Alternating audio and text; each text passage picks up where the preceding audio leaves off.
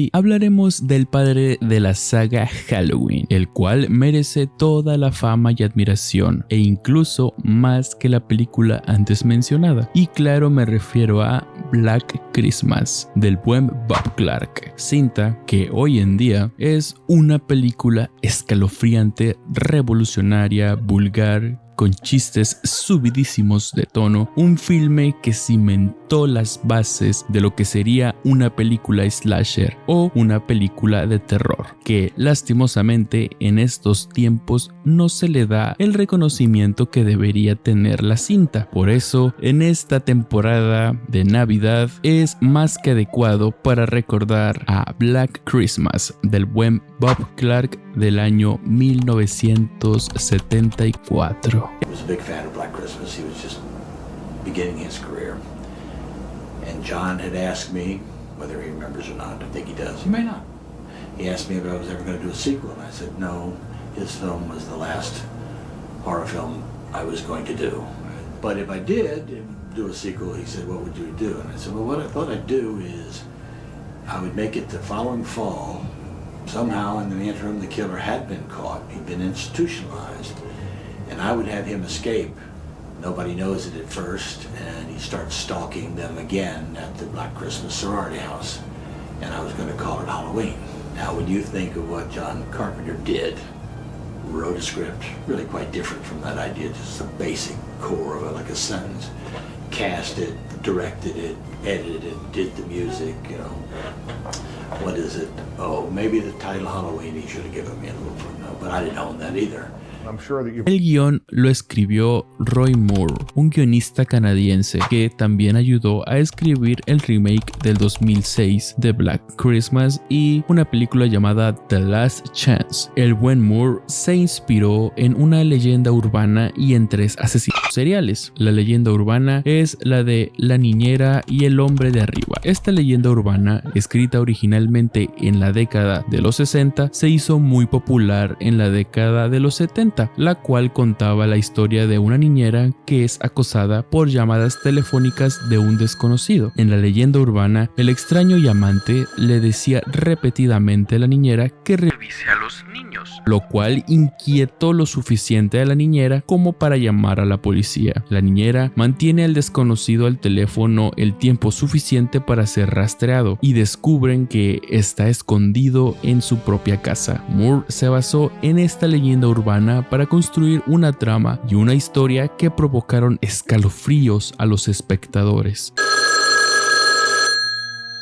Los asesinos en los cuales se ayudó para completar el guión fueron los siguientes. El primero es George Webster, que sucedió en la ciudad de Westmount, en Montreal, en noviembre de 1943, en donde un niño de 14 años golpeó a su madre hasta la muerte con un bat de béisbol en la casa familiar. Su hermano, su hermana y una amiga de la familia sufrieron heridas en la cabeza causadas por el mismo bate, pero no murieron a manos de George. Nunca se descubrió el motivo de los ataques de George, lo que es directamente paralelo a que nunca se descubrió por qué el asesino hizo lo que hizo en Black Christmas. Si bien él fue considerado penalmente responsable y acusado del asesinato de su madre el 28 de febrero de 1944, fue declarado no apto para ser juzgado y transferido a un hospital psiquiátrico. De ahí jamás se volvió a saber de George Webster. El otro asesino inspirador fue Wayne Bowden, conocido como el violador vampiro, que también sucedió en el lugar de Montreal, pero aquí fue de 1969 a 1971. Bowden mató a 4 mujeres y les dejó marcas de mordiscos en los pechos, lo cual hizo que se ganara el apodo de El Vampiro. De ahí viene el gusto de Billy por molestar a las mujeres. Y por último, pero no menos importante, William Irons. Por si no lo sabían, Black Christmas casi se llamaría Stop Me, en referencia a William, también conocido como el asesino del lápiz labial, quien mató a 3 mujeres en Chicago entre los años 1945 y 1946. William escribió Stop Me con lápiz labial en una de las escenas del crimen y de ahí se le quedó el alias grabado desde entonces. Como podemos ver, hubo bastantes inspiraciones para el asesino Black Christmas. La combinación de estos 3 asesinos de la vida real más la leyenda urbana dio como resultado a un asesino despreciable al que realmente uno le tendría miedo si lo tuviese frente a frente. Una película la cual tiene una trama bastante sencilla, pero a su vez, al verla, puedes apreciar el cómo mucho del cine de terror posterior tomaría a Black Christmas como modelo a seguir, tocando temas que incluso en estos tiempos son aún delicados como lo es el aborto.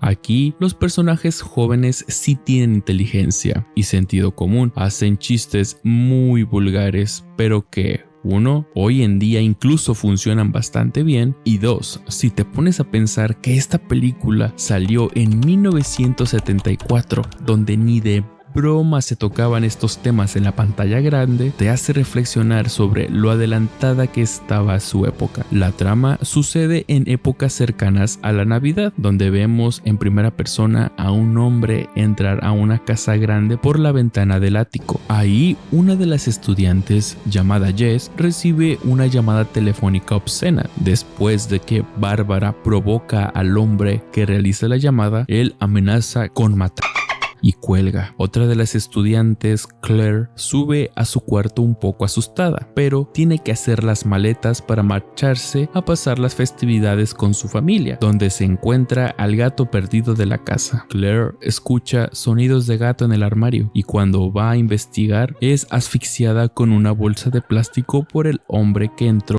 a la casa. Luego el asesino lleva el cadáver al ático y lo sienta con una mecedora junto a la ventana. Después va matando una por una a las estudiantes que se encuentran en la casa, y cada que asesina a una vuelve a hacer una llamada con nuevas obscenidades y cosas sin sentido que Tinobil menciona y grita y vocifera sin parar.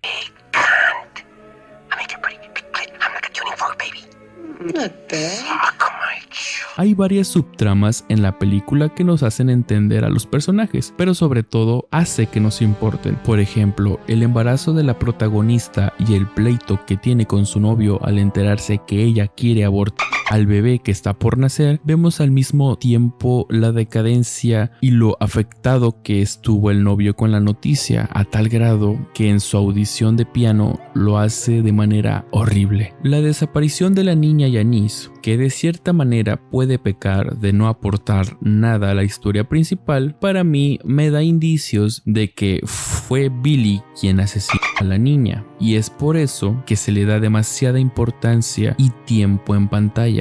La película es bastante obscena y vulgar, pero no de manera directa. La película juega con ese sentimiento de manera sutil que hasta parece que no es nada del otro mundo, pero cuando uno piensa detalladamente, ves cómo es que algunos chistes son tan buenos, pero sobre todo vulgares, que aún sin mostrarte algunas tetas o un pito en primer plano, es tan irreverente, pero más que eso, se siente creíble. Son chistes que unos jóvenes pueden llegar a decir con sus amigos. E incluso hay una pequeña confrontación con el ambiente que se vive en la casa y con el padre conservador que ve con malos ojos todo lo que pasa en la casa, e incluso es provocado por las mismas mujeres de la casa, sobre todo la borracha de Barb. Species of turtle that can screw for 3 days without stopping. You don't believe me, do you? Well, I mean, how could I make something like that up? No, really, they just 3 days, 24 hours a day. Can you? I'm lucky if I get 3 minutes. El que no te muestren la cara del villano es una digna mención, ya que para muchos el tener algo de referencia en el rostro, ya sea una máscara, una cara desfigurada o una cara común y corriente, nos hace poder sentir por lo menos una minúscula dosis de empatía. Y me explico, cuando conoces el trasfondo del personaje asesino, o simplemente hay un personaje que te termina cayendo mal y esperas con ansias a que venga el asesino a llevarse su pepinillo. Vine por tu pepinillo. Cada año es más fácil espantar. Ahí es cuando sientes por lo menos un poco de empatía o sientes algo de cariño o por lo menos sientes algo. Pero aquí, al no mostrar la verdadera cara del asesino, salvo su icónico ojo, hace que curiosamente te interese más y más en saber la identidad del autor de dichos actos. Pero gracias a esto deriva a que no tenga, por así decirlo, secuelas, ya que no hay algún icónico personaje o villano en sí. Es malo para las futuras secuelas de esta franquicia, pero bueno para la película. Espero darme a entender en este punto. Espero que no venga gente aquí a decir mamadas de cosas woke y ese tipo de cosas, pero el hecho de que la protagonista no sea la típica virgen inocente, sumisa y esas cosas por el estilo, la hace destacar bastante. Pero sobre todo, la protagonista no es una de esas personas recalcitrantes, insoportables o chifladas, sino todo lo contrario. Ella es una persona que tal vez sea un poco descuidada, pero toma de manera madura el tema del aborto. Y aquí sí que depende mucho de tu ideología o moral que tiene cada uno. Hay quienes están a favor de esto y hay quienes no, pero al César lo que es del César, porque claramente ella no se lo toma ni de manera superficial ni de una manera absurda o tonta. Se puede palpar e incluso muchos y muchas que hayan tenido que vivir este tipo de situaciones pueden llegar a identificarse sobre la delicadeza de este tema y las consecuencias psicológicas que puede traer, ya sea tanto para el padre como para la madre. En fin, la verdad es que esta película está bastante adelantada a su época. Incluso las niñas, ellas no son típicas mujeres de las películas de Hollywood, sino que son mujeres sensatas, son mujeres que realmente puedes palpar, que te puedes encontrar en la calle. En fin, toda esta película está construida de manera magistral, una obra de arte del terror que debería ser reconocida por el legado que tiene y por ser inspiración